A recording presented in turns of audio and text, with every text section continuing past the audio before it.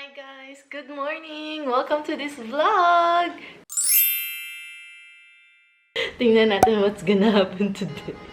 Okay. So, River just woke up. We just woke up. We woke up at 8. Diba? 8. Who's Mama talking to? And then right now we're gonna change his nappy. We're gonna change his diaper. Let's do this. Hi! Good noon. Ta-da! Ta-da! Wow! Punong-puno! Oh my God! Oh my God! Punong-puno tayo pa yan! OMG! Oh my gulay! Hi! Hi! Hi, baby boy! Can you crawl to the camera? Crawl?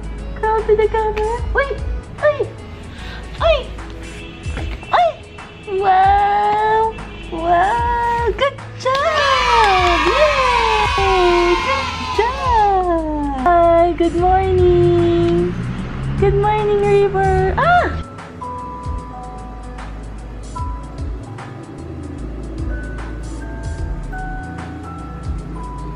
So, hi guys! Natulog na si River. It's already 11 a.m. I have about 30 minutes to get my life together.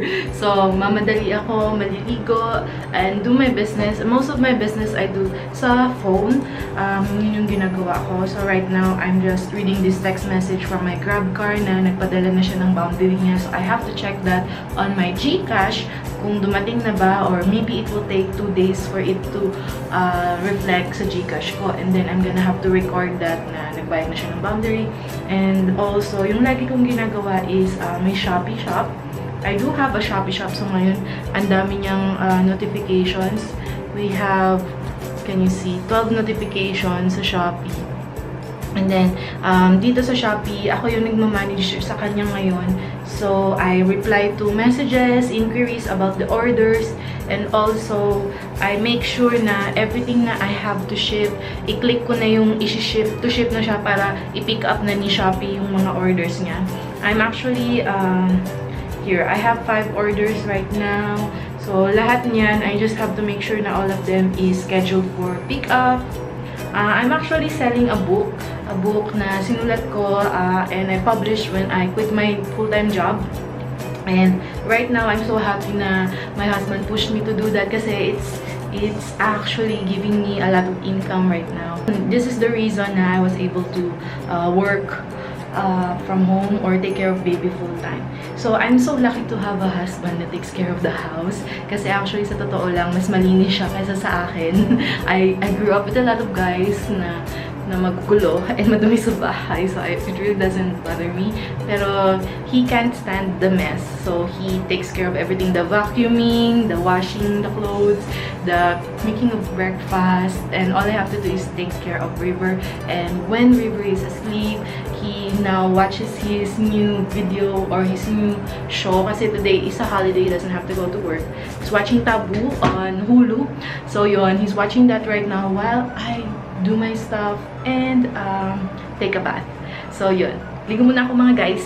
Tayo sa CR. And I'll talk to you later, okay? So, I'm gonna show you guys my skincare routine on the daily mom routine. I first use Contracture Bex for the CS wound, and I also use tummy butter for my stretch marks, and I use Cetaphil moisturizing lotion to moisturize my face and my whole body.